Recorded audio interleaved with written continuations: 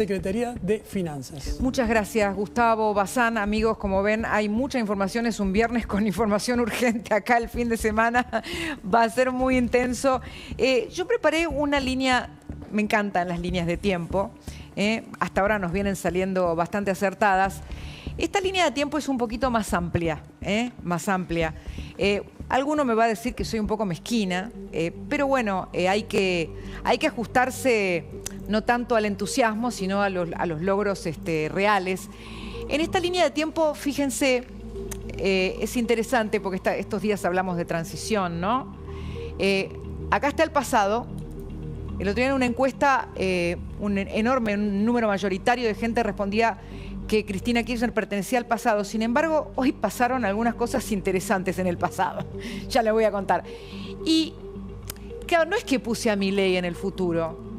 Lo puse en una frontera. Porque claramente, estoy segura, este domingo el presidente va a decir que estamos ante el Congreso más reformista de la historia. Y va a ir con el pan bajo el brazo, ¿no?, del Congreso. Qué contraste las sesiones extraordinarias del año pasado con las de este, ¿no? Porque va a llevar incluso hitos en materia de legislación, como lo de recién, el régimen penal de menores. También el acuerdo Unión Europea-Mercosur, que fue ratificado primero por el Parlamento argentino de toda la región. Y ni hablar, la reforma laboral, otra vaca sagrada que no era posible de alcanzar, ¿no? Y sin embargo se logró, se está por lograr, es inminente, es casi seguro que eso ocurra, según el señor Facundo Chávez, con 42 votos afirmativos. ¿Sigue siendo 42? Sigue siendo 42, ok, es difícil que se mueva. Perfecto. Entonces tenemos el pasado, la frontera, el presidente Milei. ¿Y por qué digo la frontera? Porque otra cosa que probablemente va a decir el presidente, o podría decirla tranquilamente, es que con el ordenamiento macro, con el proceso de desinflación que está en curso, pero que ya bajó en niveles notables el número anual, y también con el ajuste que hizo la economía, más las reformas que empiezan a ser un logro, se puede empezar a salir del desierto para caminar hacia una Argentina más próspera. Entonces, al camino hay que hacerlo. Por eso yo lo pongo a Milei en una frontera, ¿no? Está tratando de prepararse para cruzar la frontera y caminar hacia un futuro que en el mensaje del domingo el presidente va a intentar cargar de expectativas para que en la sociedad se reciba, no solo en la sociedad, sino también en los mercados. Recién nos decía Gustavo el tema del riesgo país, para que se reciba como un shock de esperanza hacia el futuro para lograr que Argentina crezca, que la economía despegue. Y eso está en las decisiones de miles de actores del mercado, no solamente de los grandes empresarios, no solamente de los gremios, por ejemplo, sino también de los consumidores, de la gente. Y el año que viene hablaremos de los votantes. Pero este año, en que no hay elecciones, estamos hablando de reformas para esos logros económicos que dependen de muchos factores. Y hay que transitar ese camino intermedio, la frontera. Así nos paramos. Pasado, frontera, futuro. Acá van a ir las palabras del mensaje del presidente, que va a llegar, como les decía, con 3 reformas importantísimas. Las vamos a detallar de nuevo. Reforma laboral, baja de imputabilidad, acuerdo Mercosur. Y es interesante porque la reforma laboral tuvo momentos positivos y negativos a lo largo de estas 2 semanas. Y me gustaría mostrar, porque hay encuestas disímiles sobre lo que le pasó a la gente en el camino del tratamiento de la reforma. La reforma llegó con números positivos, finitos, pero ahora tiene encuestas disímiles. Por ejemplo, esta de Atlas Intel tiene un 46% que la considera necesaria, un 49% que no. Y tiene en un segundo cuadro solo una variable con un elemento positivo de los que aparecen en la ley. los aumentos salariales por rendimiento, uno podría decir el mérito, 50% versus 43%.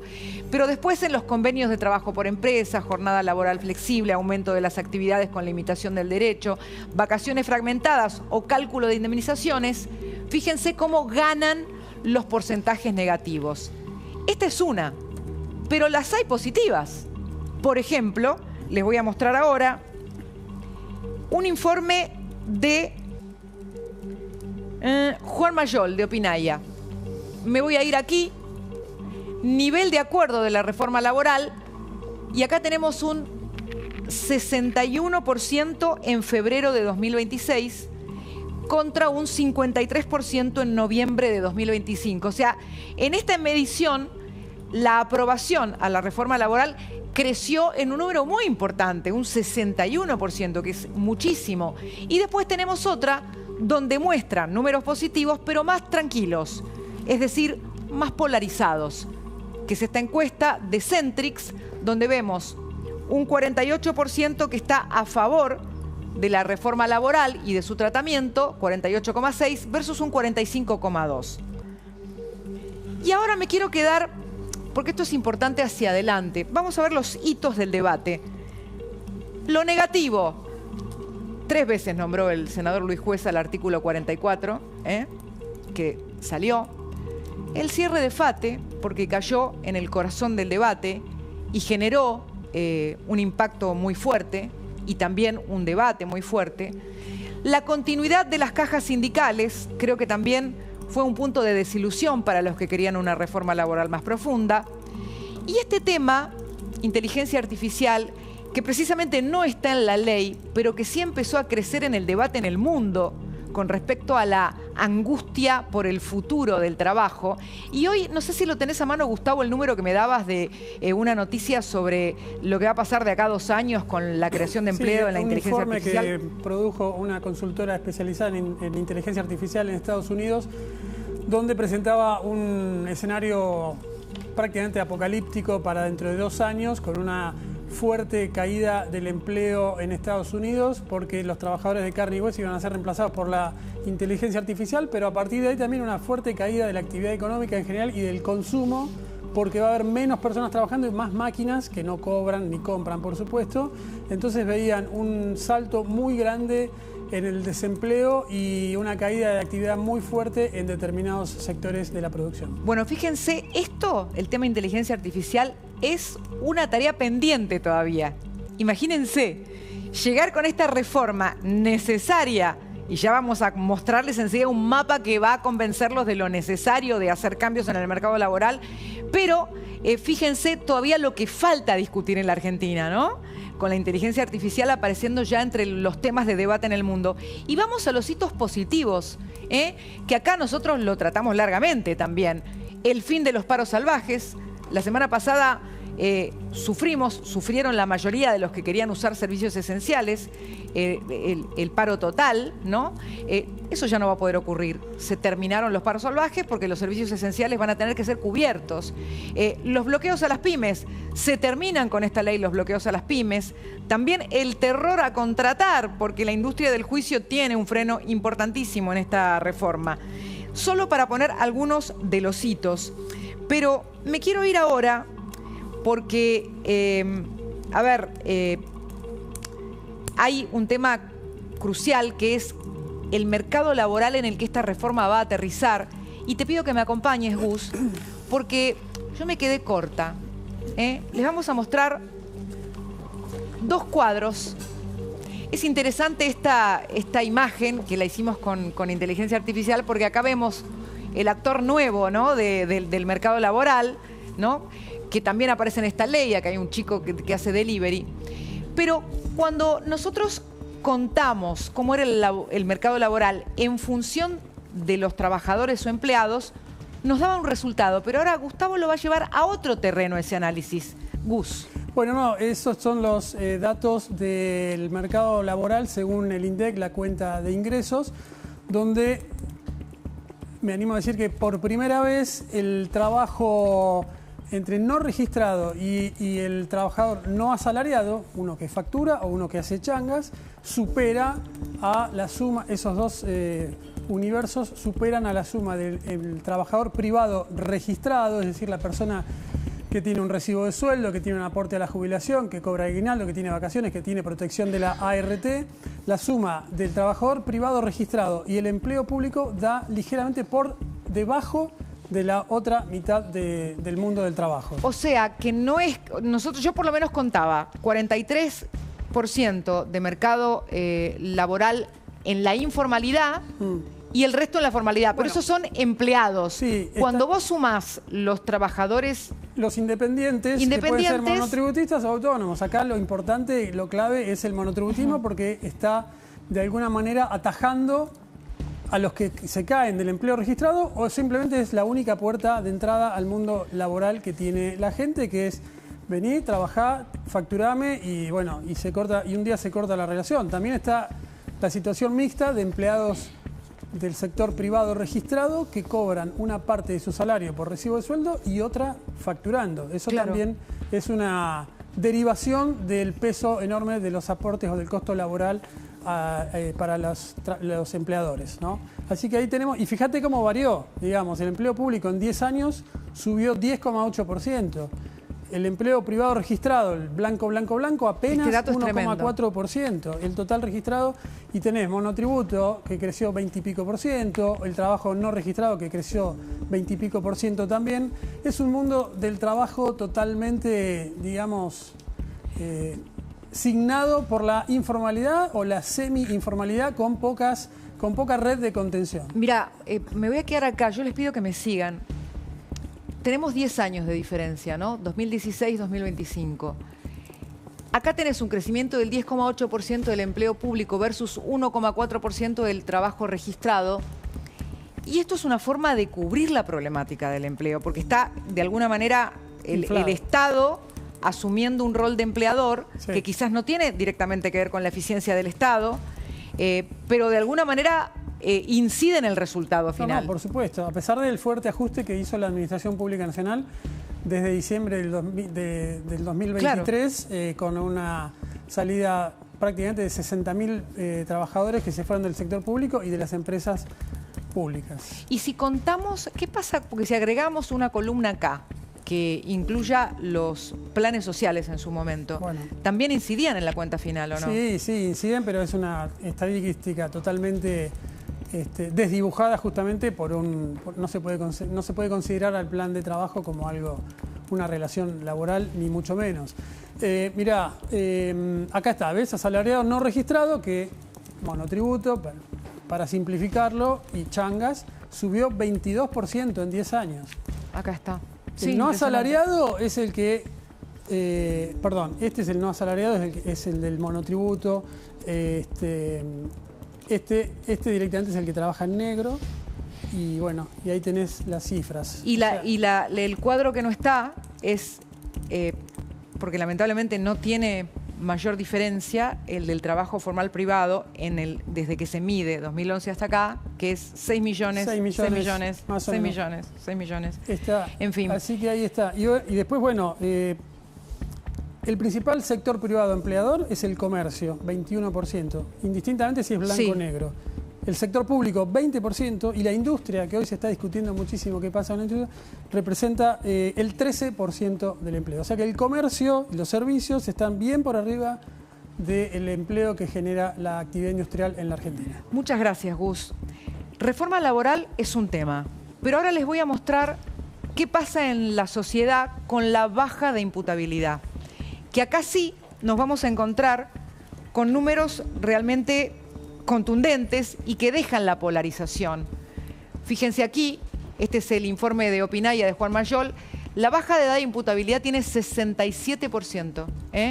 Fíjense cómo baja, reforma del Código Penal mantiene un alto apoyo social, 54%, la reforma impositiva, 31%, la reforma previsional 37%. Si sumamos acá el verde clarito, que es bastante de acuerdo, la cifra sube contundentemente, ¿no? Y supera el 50%, pero el muy de acuerdo, fíjense cómo es diferente cuando se trata baja de imputabilidad. Y otro informe que tengo, el de Centrix, con respecto a la baja de imputabilidad, tiene un 64,2%. En el anterior llega a 80%, entre el muy de acuerdo y bastante de acuerdo. 80%. Yo recién les decía que es cierto que este Congreso va a ser recordado como el que cruzó un hito que era deuda desde el inicio de la democracia, pero también lo cruzó con el paso dolorido de muchas familias y especialmente de las que convirtieron su dolor dándole un sentido en que no le pase a otro padre, que es un acto de generosidad que para mí es un tesoro que tenemos como comunidad. La gente que es capaz de pensar en el otro, habiendo sufrido una pérdida total e irrecuperable. Y sé que del otro lado de la línea y en el Senado de la Nación está Vivian Perrone, con nuestra compañera... Ah, no. Ok, vos me avisás, no hay problema. Y vamos a hablar con ella porque realmente me gustaría saber cómo lo vivió. Yo tengo acá algunos detalles sobre lo que puede decir el presidente el domingo y lo vamos a llevar a la mesa. Pero si volvemos a la línea de tiempo, vamos a ir de excursión al pasado. Yo creo que ya hablamos del despoder, ¿no? Porque este Senado que estamos viendo muestra en parte el despoder del peronismo kirchnerista y el surgimiento, si se quiere, del ala de los gobernadores que representan a esas provincias que ven pujanza en los nuevos negocios, sea minero o energético, y que le están, de alguna manera, están mostrando otra cara del peronismo que se anima a ser disidente de Cristina. Pero mientras tanto, hay un sector del peronismo que está hundido en discusiones del pasado. Enseguida vamos a ir de excursión al pasado. Lamentablemente en una escena del presente. Pero ahora sí, voy a saludar a Vivian, la mamá de Kevin. Vivian, querida, ¿cómo le va? Cristina la saluda, tanto tiempo. Hola Cristina, ¿cómo estás? Buenas noches. Siempre Cansada para mí es... y muy emocionada. Sí, me imaginé, Vivian. Cuénteme, por favor, ¿qué significa esto para usted? Bueno, como muchos saben, a mi hijo lo mataron en un hecho vial. No tengo nada que ver con este nuevo régimen penal para menores, pero como nos acompañamos siempre con los familiares de víctimas, es que estuve en la Cámara de Diputados, hoy acá en la Cámara de Senadores, muy emocionada porque sé que esto es importante para nuestro país, es importante para nuestra juventud y más que nada es importante para las familias de las víctimas. Vivian, como mamá que se puso al hombro ni más ni menos que la organización Madres del Dolor, usted cuando matan a su nene tenía 14 años, que es la misma edad en la cual hoy se va a ubicar la imputabilidad. ¿Por qué está diciendo como mamá que esto es bueno para la juventud? Me interesa mucho escuchar su argumento. Bueno, cuando yo comencé a decir que apoyaba a este proceso nuevo penal juvenil, algunos me decían, ¿no es demasiado? ¿No es mucho? Y yo dije, no es mucho. No es mucho pensar que un joven de 14 años, de 15 años, que sale, mata, viola, necesita que el Estado se haga cargo de él. Necesitan sacarlo de ese ambiente de violencia donde lo criaron para que lo lleve a los 14, 15 años a hacer lo que hizo. Ya hubo grandes fallas en su vida que lo llevaron a esa situación. No es mucho para las familias de las víctimas que están pidiendo justicia por el caso de sus seres queridos. Así que como madre, lo que estamos pidiendo es este nuevo proceso penal, primero y principal para todos los ciudadanos, porque va a prevenir que ocurran otros hechos. Y segundo también para quienes delinquen. Primero porque van a saber que sus actos, como dijo hoy la senadora Bullrich, que sus actos tienen consecuencias. Y segundo, porque yo soy una convencida que todavía se los puede resociabilizar cuando son jóvenes. Y tengo esperanzas en que se les dé educación, se les dé otro medio donde vivir sin violencia y que puedan aprender a ser ciudadanos dignos.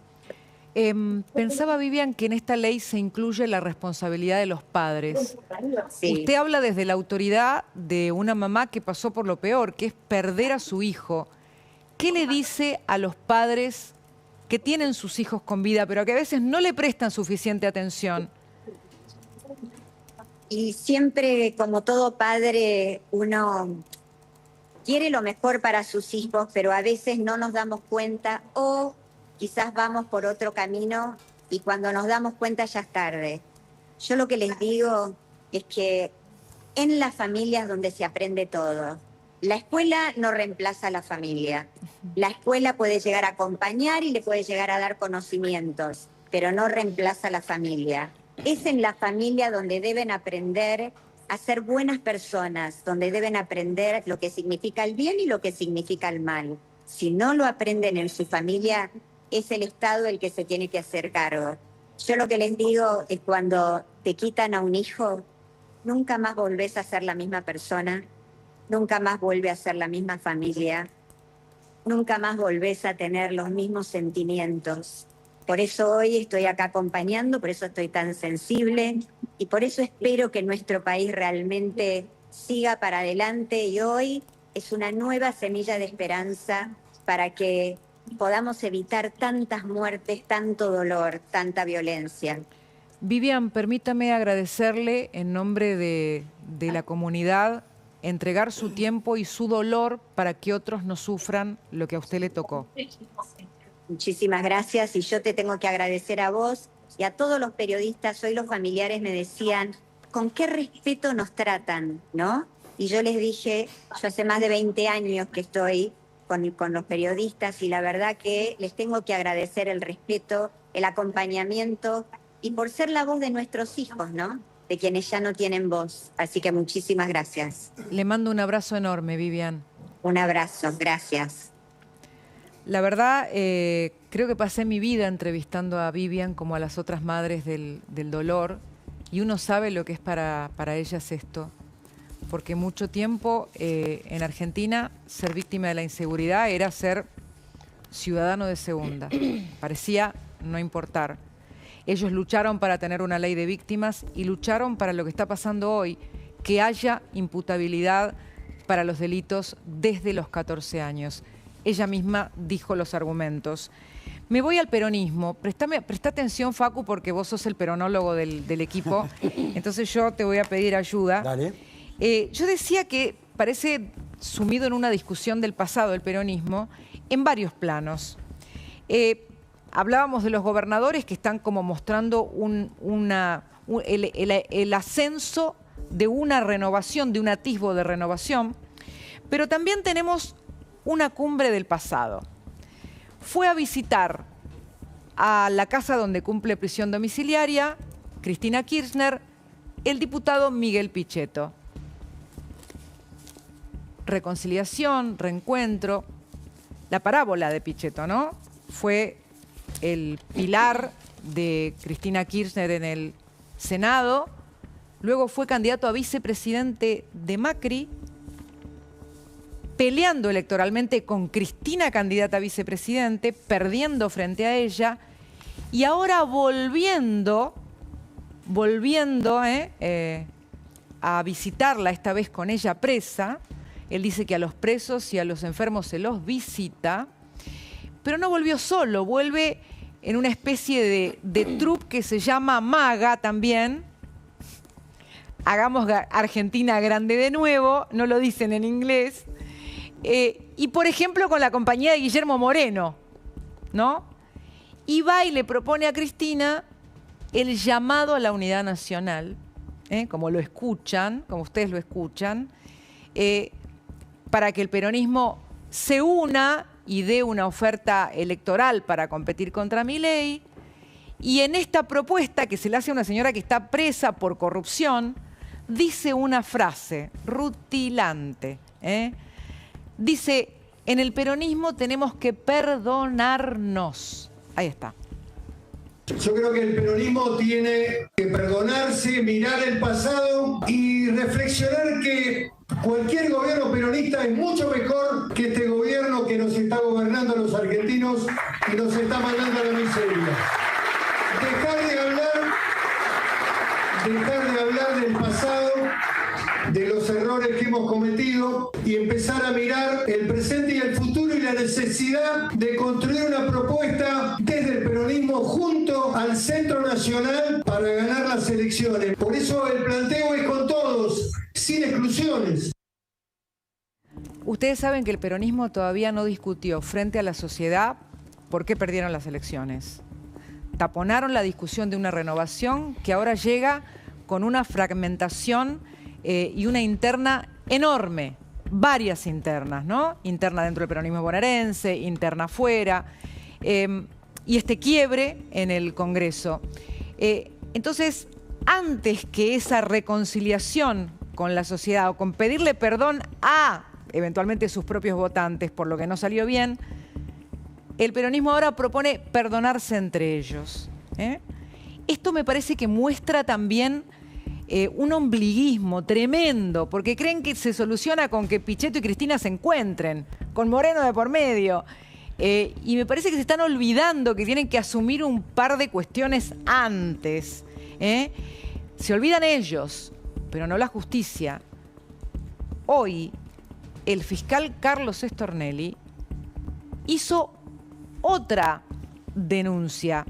No tiene carácter de tal, pero sí, escuchen esto, pidió que se desarchive la causa que investigó la caída del gobierno de Fernando de la Rúa y también de Adolfo Rodríguez Saá. ¿Por qué pidió que se desarchive? Por las declaraciones de Quintela. Porque dice Stornelli en el escrito, esta causa se había cerrado porque se pensaba que era consecuencia del estallido social lo que había pasado en la calle, ya que no había evidencia de otra cuestión. Pero ahora, con las declaraciones de este gobernador, estamos en condiciones de investigar si hubo maniobras delictivas atentatorias contra el orden democrático. Es gravísimo. Claro, a la declaración del gobernador Quintela, que nos horrorizó a todos, el fiscal le encuentra un agregado que tiene que ver con eventualmente las decisiones fuertes que dijo Quintela se tomaron en aquella época y que eventualmente sí generaron 39 muertes, pero vale la pena el sacrificio. Y que proponía volver a tomar decisiones fuertes para que Milei no llegue a 2027. Esto es motivo suficiente para el fiscal Stornelli para que la justicia abra de nuevo este expediente cerrado en 2013. Pero además agrega como evidencia un discurso de la propia Cristina Kirchner, que decía exactamente lo mismo. Hablaba ella de la responsabilidad del peronismo en los hechos de 2001. Este es un manual de instrucciones políticas para saqueo, violencia y desestabilización de gobiernos que tiene su historia. Más allá de la situación económica, social, sectores políticos y fundamentalmente sectores del PJ. También todos lo sabemos perfectamente. Lo mismo pasó en el año 2001, más allá de los terribles errores y horrores de un estado de sitio, de la salvaje represión con 38 muertos, de la golpiza a Madres de Plaza de Mayo. No está por acá Guado, pero Guado ese día, un diputado nuestro, un joven diputado de nuestra bancada, fue detenido, torturado, picaneado. Sabemos cómo se organizó eso, sabemos cómo empezó, sabemos quiénes eran los actores, sabemos que comenzó en la provincia de Buenos Aires, que pagaba sus sueldos en patacones y que ya no daba más y que entonces, bueno, toda la vieja historia que ya conocemos los argentinos. Y se intentó hacer lo mismo en esta oportunidad, obviamente en un escenario social y político que no tiene absolutamente nada que ver. A confesión de partes, relevo de pruebas, sabemos cómo comenzó, sabemos quiénes fueron. Esto es parte de la evidencia que suma el fiscal Carlos Stornelli a las declaraciones del gobernador de La Rioja, Ricardo Quintela. Y lo último que voy a agregar, para irme a la mesa y ya hacer el PRODE del discurso presidencial, es la última frase de la presentación del doctor Stornelli, que esta semana hizo un raid de denuncias para preservar o mantener la línea donde las palabras se pueden convertir en un delito contra el orden constitucional. Va a la Constitución el fiscal y dice, porque si estos presuntos hechos se cometieron, hay que recordar que son imprescriptibles por el artículo 36 de la Constitución Nacional y tienen que ver esta imprescriptibilidad con resultar como hipótesis el atentado al orden constitucional y al sistema democrático. Esta presentación la hizo hoy.